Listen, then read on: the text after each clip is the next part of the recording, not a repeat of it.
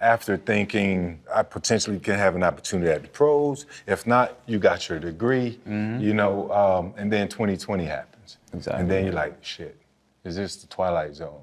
Just going back, you know, and beginning and thinking that you're living a nightmare, how abrupt was that moment when, you know, all of that just took off and took place?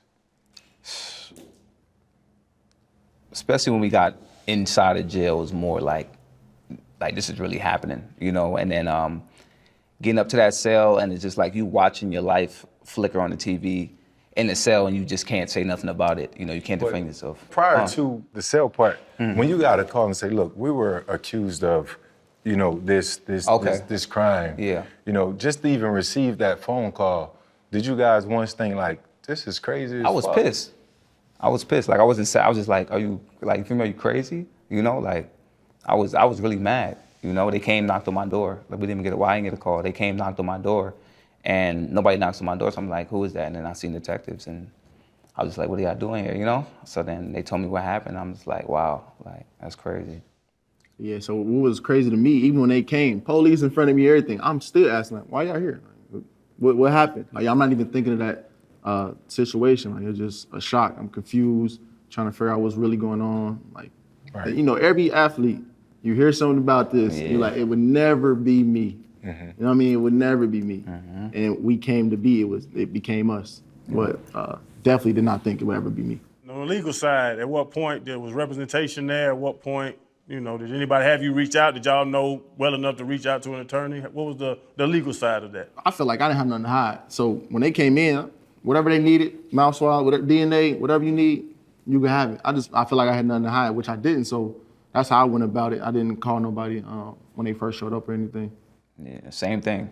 Family gave them DNA swabs, anything that they wanted, full confession, you know, and I let them do what they do with that. I was told too. I got locked up in college too for fighting. I got locked up 2-3 times. Got detained a number of times other than that. So I know the protocol of it. Like, but at Florida, they told me if anything happens, call somebody with the athletic department. Like, you need some help. Y'all are kids still. I know I sound like an old man. Y'all are still babies. Y'all need some help.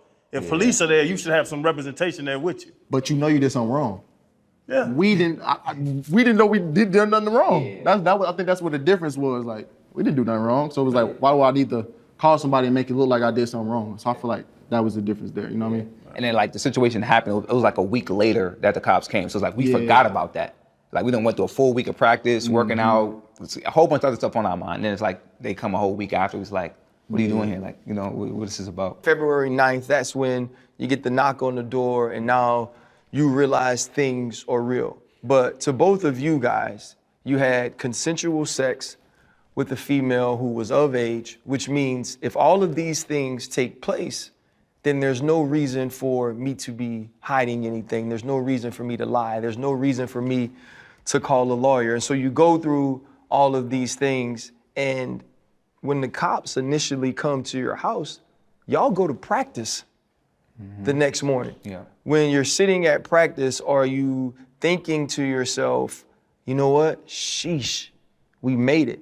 So what's the feeling when you get the knock or the call that Coach Ryan Day needs to see y'all in the office?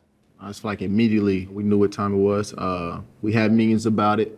And he just told us if anyone situation happened like this, is nothing that they can do. So once we got that name call, hey, Amir, we need to see you in the office.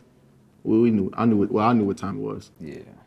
It's one thing to know you've done something wrong and now start to suffer those consequences. There's an accountability, there's a responsibility to the truth, there's a understanding of consequences of my actions. When I haven't done anything wrong, when I've stood on the truth from the beginning, when I've told the same story over and over and over again, and yet you're still suffering the same repercussions of someone who is guilty, what type of emotion goes along with trying to handle that? It's a lot of emotions that go with it, you know.